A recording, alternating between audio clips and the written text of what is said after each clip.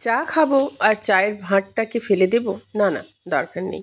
ফেলিনি, ওটাকে নিয়ে চলে এসেছিলাম। সেদিন কলকাতা যাওয়ার পথে এই চাটা খেয়েছিলাম। কি দারুণ চাটা বলে বোঝানোর মতো নয়। শুধু চাটা না, চায়ের সাথে কাপটাও কিন্তু ভীষণ সুন্দর। কাপটাকে রং করা শুরু করলাম। এবার কি রং করব? আমার কাছে কালো রংটা ছিল, মনে হলো কালো রংটা দিয়েই করা শুরু করি। তো এখানে বলে রাখি, বিভিন্ন ধরনের আজকাল চা এত সুন্দর ভাঁড়ে পাওয়া যায় যে চা খাওয়ার ইচ্ছেটা আবার বাড়িয়ে দেয়। আবার জিজ্ঞেস করবে, চা ভাঁড়ে খাবেন না কাপে?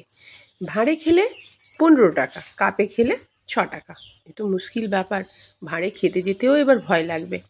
কি করব, ভাঁড়ে খেতে ভালো লাগে তাই নিয়ে এলাম। এই চায়ের কাপগুলো মাটির তৈরি, সেটা সবাই জানেন, বলার কিছু নেই। কালো রং করে নিয়েছি। এবার ভাবনায় পড়লাম, এতে কিভাবে নকশা করব।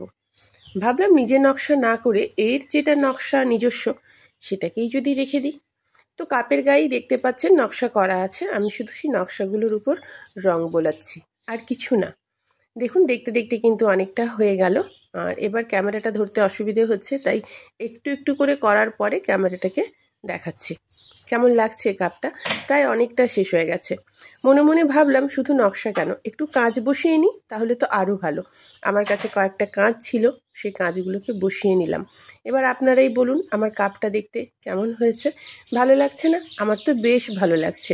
না না, এটাতে আর চা খাওয়া যাবে না। এটা কিন্তু বাড়িতে একদম সাজিয়ে রেখে দেবেন, দেখতে কিন্তু সুন্দর লাগছে। পারলে একটা করেই নেবেন, ফেলে দেবেন কেন শুধু ভাঁড়গুলোকে?